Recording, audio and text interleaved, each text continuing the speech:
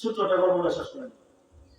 এখানকার গেছে পেশাব মুরিদের বাড়িতে বেড়াই যাওয়ার পরে আজান হয়ে গেছে গাভীর গাঁও মসজিদ থেকে মুরিদ জিজ্ঞেস করতে পেশাব আজান হয়ে গেল মসজিদে যাবেন না? পেশাবে তুই যা মসজিদে গিয়া শরীয়তের দেখেন না নামাজ আমরা মরার ক্ষতিটা করি না। আমি কিন্তু মারের ক্ষতি করি না। কি ক্ষতি? আমরা মরার ক্ষতিটা করি। শুনে না বলে না আমরা মারের ক্ষতিটা শরীয়তের দেখেন না নামাজ মসজিদে গিয়া বলি। তো মুরিদ জিজ্ঞেস করতে কেমনে নামাজ পড়েন? ও কেন? আমরা মরার ক্ষতিরা মনে মনে নামাজ কেমনে নামাজ আমি নাম বলবো না। বাংলাদেশে একটা পেশা ছিল, পেশার পেটটা ছিল 3 টনি টাকার মতো। আমি তো নাম বলি কয় টনি টাকা? ওই পেশাব কইতো যে আমি মনে মনে আল্লাহ আরশে গেছি গিয়ে দেখি ওই জায়গায় আল্লাহ আমার সুরতে বলছে। আরো আজকে তো আরশে গিয়ে দেখি যে আল্লাহ বলছে মনে মনে। এই বন্ধরা অনেক মন কলা খায়, মনে মনে অনেক মন কলা। তো মুরিদ যখন বললো পেশাব নামাজে যাবেন না, পীরে বলে আমি মনে মনে নামাজি, মনে মনে আমি শেষ করে দিচ্ছি তো না মনে মনে। তো মুরিদ চালাক ছিল, বড়দা ছিল, বুদ্ধিমান। মুরিদ বলে পেশাব আপনি তো দেখি উপরে উপরে বেনামাজ, উপরে উপরে কি উজু করতে দেখি না, মসজিদে আসতে দেখি না, সেজদাও দিতে দেখি না, রুকুতেও দেখি না, তো আপনি তো উপরে উপরে বেনামাজ, উপরে উপরে পেশাব কথা ঠিক। আমি উপরে উপরে বেনামাজি হলেও আমি কিন্তু ভিতরে ভিতরে পাক্কা নামাজি, ভিতরে ভিতরে পাক্কা। দেখবেন গান লেখায় তো কি হয়েছে খাড়ি বলি নাই মনে হয় না। লম্বা কথা বলবো সংক্ষেপ খাইনি শেষ করি। তো মুরিদ চালাক ছিল, বড়দা ছিল না, বুদ্ধিমান। বুঝে গেছে যে পীরটা 2 নম্বর পীর। কার নম্বর পীর? যে পীরকে দেখবেন আল্লাহর বিধানকে বিধান করে দেখায় আল্লাহর নাফরমানি করে না, পীর না, পীর নামের নাম্বার 1 শয়তান। তো মুরিদ বুঝে গেছে পীরটা 2 নম্বর। যেহেতু পীর 2 নম্বর, পীরের সাথ করতে হবে। বুদ্ধি বের করছে কি বুদ্ধি? বলি দেখে বিশা আমার একটা ঘোড়া আছে, ঘোড়া ছিলেন না ঢাকায় গিয়া পুরান ঢাকায় দিয়ে আসে। তো মুরিদ বলতে পেশা আমার একটা ঘোড়া আছে, ঘুড়ি। ওই ঘুড়ির বাচ্চা হয় না। ঘুড়ির কি হয় না? বাচ্চা। তো আমি শুনছি আপনি নাকি বালিশ পরা দিলে বাচ্চা। কি করা দিলে বাচ্চা? আরেকটা বিষয় ঠিক আছে আপনাদেরকে।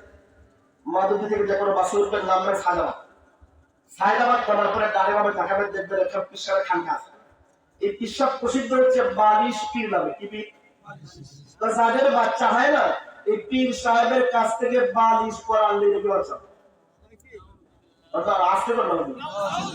সন্তান দেওয়ার মালিক কি? বললে আবার অন্যদিকে চলে যাবে। সন্তান দেওয়ার মালিক কি? সন্তান আল্লাহ দেন, পীর দেয় কে দেয়? আমি সংক্ষেপ করতেছি বুঝলেন। মনে করলো পেশা আমি তো বলছি আপনি নাকি বালিশ পরে দিলেই বাচ্চা হয়ে যায়, তাহলে যে ঘোড়া বাচ্চা হয় তা আমি একটু ফুদিয়ে দিই। সব চিন্তা করতে যে একটু আগে আজান দিছে, মুরিদে কইলো নামাজে যাই, আমি গেলাম না, আমি তো বসে দিচ্ছি। এখন বলতেছে তার ঘোড়াকে ফু দিতে। যদি এই কামটাও করতে না যাই তাহলে পরের বার অন্তত এই মুরিদে আমার উরসের লাল লাল পোস্টার দেখা গরু ছাগল জীবন অনিব। বুঝতে পারবেন? গরু ছাগলকে অন্তত এই মুরিদে যাইব কি আমার বাড়িতে আইছিল না, আমাদের ঘরে না কইছিলাম ঘোড়ায় ফু দিত, ঘোড়ায় ফুও দেয় নাই। তুই ফিরে লাগে গরু ছাগলের ক্যাম্প বানায় গরু ছাগল নিয়ে কোনো লাভ আছে? বুঝতে পারিনি আমি তো কারণে কিছু করিনি। তো কৃষক চিন্তা করলো আমার উরসের গরু ছাগল বাঁচাইতে হলে, আমার উরসের গরু ছাগল বাঁচাইতে হলে অন্তত মুরিদের ঘোড়ার একটু ফু দেওয়া দরকার। কি দেওয়া দরকার? কৃষক করতে ঘোড়া কোন জায়গায় নিয়ে চল, আমি ফু দিব দেখবে আগামী বছর বাচ্চা। আপনাদের এই গাজীর গাঁও এলাকায় ঘোড়া গরু ছাগল ভেড়া এগুলো যেই ঘরে বেঁধে রাখে ওই ঘরটাকে কি বলেন? গোয়াল ঘর। কি ঘর? তো মুরিদের কৃষক আমার যে ওখানে গোয়াল ঘর আছে ওই গোয়াল ঘরের মধ্যে আমার ঘোড়া আছে। আচ্ছা সব ধরানো হয়েছে। গোয়াল ঘরের কাছে গেছে বলে এবং দুর্গন্ধ, মুখের মধ্যে রুমাল তুলে দিয়ে ঢুকছে গোয়াল ঘরে। গোয়াল ঘরে পীর সাহেব ঢুকে দেখে বিশাল বলে গোয়াল ঘর। গোয়াল ঘর ভর্তি হলো কতগুলো গাধা আর কতগুলো গাধি। গাধা ছিলেন না, ছিলেন ঢাকা চিড়িয়াখানা গিয়ে টিকিট কেটে দিলেন, ঠিক আছে? গাধা ছিলেন তো না? তো পীর সাহেব ঢুকে দেখে খালি গাধা আর গাধি, ঘোরাও নেই, একদম ঘুরি নেই। তারা পিসাব খেলে গেছে। কি রে বলি বাচ্চা, বলি তুই আমাকে বললি তোর ঘোড়ার বাচ্চা হয় না, আমাকে আরামের বিছানা থেকে উঠায়া নিয়ে আসছি তোর গোয়াল ঘরে। তো তোর গোয়াল ঘরে তো ঘোড়াও নেই, ঘুরিও নেই, সব তো দেখি গাধা আর গাধি। তো গাধা আর গাধিওয়ালা গোয়াল ঘরে আমারে আমি কেন? মুড়ি ধরে বিশাল, আপনি মনে হয় জিনিসটা বুঝেননি। পিসাবটা কি বুঝিনি? মুড়ি দুটো পিসা এগুলো না উপরে উপরে গাধা হলেও ভিতরে ভিতরে পাক্কা ঘোড়া। এগুলো দেখতে উপরে উপরে গাধা হলেও ভিতরে ভিতরে পাক্কা ঘোড়া। পিসাব ছেড়ে গেছে, ভাগলে মতো চলে না।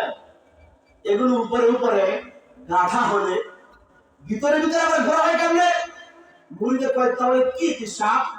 পিসাবে কয় এগুলো উপরে উপরেও গাধা, ভিতরে ভিতরে কথা বল লাগে, ভিতরে ভিতরে যেটা উপরে উপরে গরু, ভিতরে ভিতরে বন্ধ। বলেন বলেন, যখন পীর বলল এগুলো উপরেও গাধা সুতরাং ভিতরেও গাধা, এবার এই মুড়ি ধর্ম পীরের কলার ধরে বলে যদি গাধা উপরে গাধা হলে ভিতরে গাধা হয়, গরু উপরে গরু হলে ভিতরে গরু হয়, তাহলে যে ব্যক্তিরা উপরে উপরে আল্লাহর বিধান মানে না, আল্লাহর শরীয়ত মানে না,